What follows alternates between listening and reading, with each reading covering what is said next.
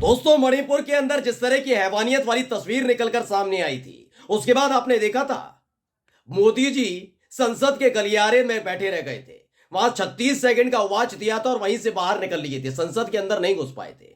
जिसने भी संसद के अंदर यानी विपक्षी पार्टी के सांसदों ने मणिपुर वाले मुद्दे पर सवाल पूछने की कोशिश की, आलोचना की, तो एक एक सांसद को बड़े सलीके से उठाकर संसद से बाहर फेंकवा दिया गया था।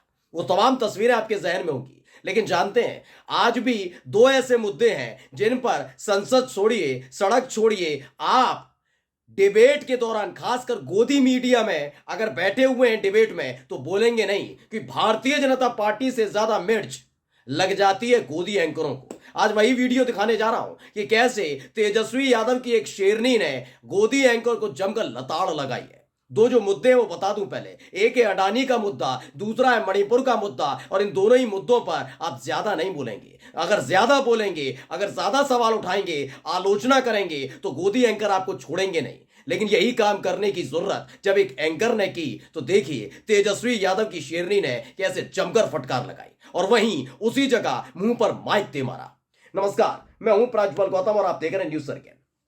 दरअसल मणिपुर वाला मुद्दा तो हर कोई जानता है, उस पर बात नहीं करना चाहती। ना मोदी जी बात करना चाहते, ना शाह बाबू बात करना चाहते, ना बीजेपी का नेता बात करना चाहते। और बात बात पर महिलाओं के बारे में बात करने वाली, महिषासुर मर्दनी की कहानी सुनाने वाली स्मृति मैडम भी बात नहीं करना चाहती। अडानी के मुद्दे पर तो सोचिए सारे के सारे नेताओं को, खासकर कमल छाप नेताओं को सांप सूंघ जाता है। लेकिन डंके की चोट पर इनके बारे में बात की जा रही है। ऐसा ही एक प्रोग्राम बुलाया गया, डिबेट चल रही थी। उस डिबेट के दौरान सवाल पूछा जा रहा था कि ये क्यों है, वैसा क्यों है, तेजस्वी को बच्चा बताया जा रहा है, ये सब तमाम चीजों को लेकर मतलब माहौल सेट तो हो नहीं पाया था। 2 मार्च को 2 रैली मोदी जी ने की और दोनों ही रैलियों में उतनी भीड़ एक साथ इकट्ठा ना हो पाई। ना उधर वाली रैली में ना इधर वाली रैली में, दोनों ही रैलियों में धरे के धरे रह गए। लेकिन अकेले उससे ज्यादा यानी 15 लाख से ज्यादा भीड़ तेजस्वी यादव को देखने के लिए बिहार की राजधानी पटना की गांधी मैदान में इकट्ठा हुई थी। महागठबंधन की महारैली थी, 15 लाख से ज्यादा लोग थे। बस इस फ्लॉप रैली को जनता के सामने सुपरहिट बताने की कोशिश की जा रही थी कि महागठबंधन की रैली फुसफुस हुई और मोदी जी की दोनों रैलियां सुपरहिट हुई। यह साबित करने के लिए गोदी एंकर जी तोड़ मेहनत कर रहे हैं। लेकिन जो तस्वीर निकलकर सामने आई उसे कौन झुठला सकता है। तो ऐसे ही डिबेट बुलाई गई। यह डिबेट थी जी बिहार झारखंड पर। इसमें आरजेडी की जो प्रवक्ता थी सारिका पासवान, उनको भी बुलाया गया था। उनसे जब सवाल पूछा एंकर ने तो उन्होंने बड़े सलीके से उन्हें जवाब दिया। पहले उनका जवाब सुन लीजिए।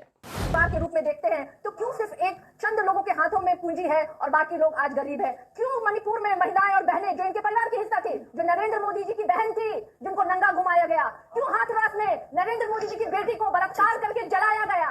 क्यों ऐसे मुद्दों पे नहीं ये बोलते हैं कि मेरी बेटी का बलात्कार किया, उनको दिन में जलाया गया? क्यों मेरी बेटी और मेरे बहनों को सड़कों पर नंगा करके घुमाया गया? प्रपंच मत गढ़िए।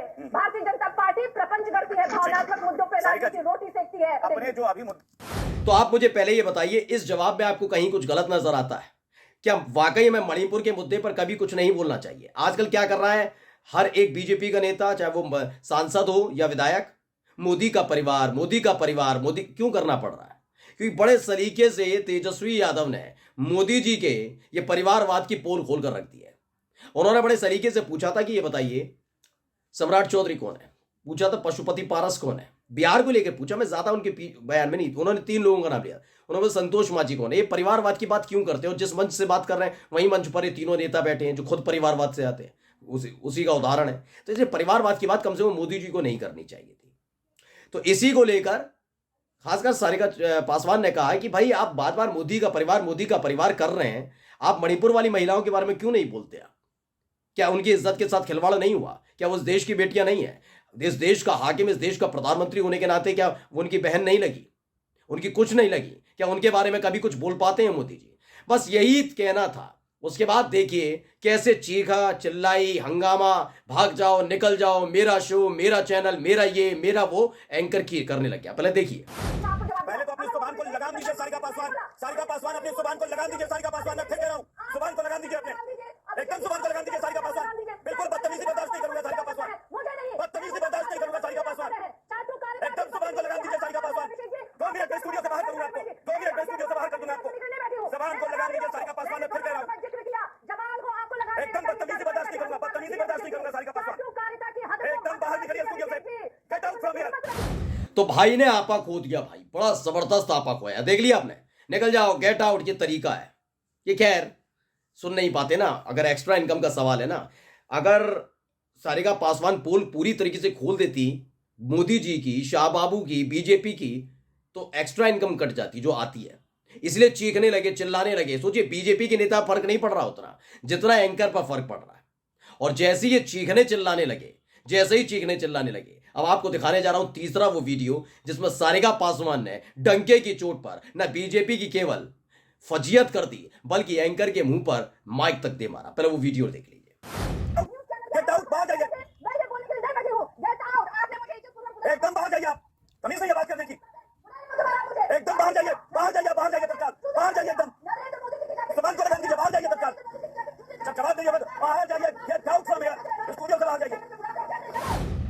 तो ये पूरी डिबेट आपने देखी। फिलहाल हालत ये है गोदी एंकरों की, मैं तो कह रहा हूं कि ये करेंगे क्या आगे जाकर, सत्ता परिवर्तन होगा तो इनका होगा क्या। मैं बहुत परेशान रहता हूं क्योंकि इनकी तो जो भक्ति है वो मोदी जी के प्रति है। अगर मोदी जी सत्ता में नहीं रहे तो इनका होगा क्या। ये चीखते चिल्लाते बहुत है। मैं कहता हूं कि आप पत्रकार हैं, मैं भी पत्रकार हूं, मैं खुलकर कहता हूं बात करिए ना, मुद्दों पर बात होनी चाहिए। क्या मणिपुर में हैवानियत नहीं हुई? क्या उनके बारे में बात ना करें? वाकई कभी ना करें? क्या सोनिया गांधी के बारे में बात करें, राहुल गांधी के बारे में बात करें, प्रियंका गांधी के बारे में बात करें तेजस्वी यादव की, लालू प्रसाद यादव की, उनके घोटालों की, लेकिन जो घोटालेबाज आ रहे हैं उनकी बात ना करें। बीजेपी शासित राज्यों में हालत बुरी है महिलाओं की, उनकी बात ना करें। हरियाणा की नूह में जो हुआ उसकी बात ना करें। कोई बात नहीं, सिर्फ बात वो हो जो बीजेपी को अच्छी लगे। यानी विपक्ष के नेता भी आए तो मोदी जी की जय जयकार करके जाएं, ये सोचते हैं। लेकिन यही काम करवाने की कोशिश जब तेजस्वी यादव की शेरनी सारिका पासवान से की गई तो लाइव टीवी पर इससे बड़ी फजीयत आज तक किसी एंकर की नहीं होगी कि उसके मुंह पर माइक दे मारा हो। नमस्कार।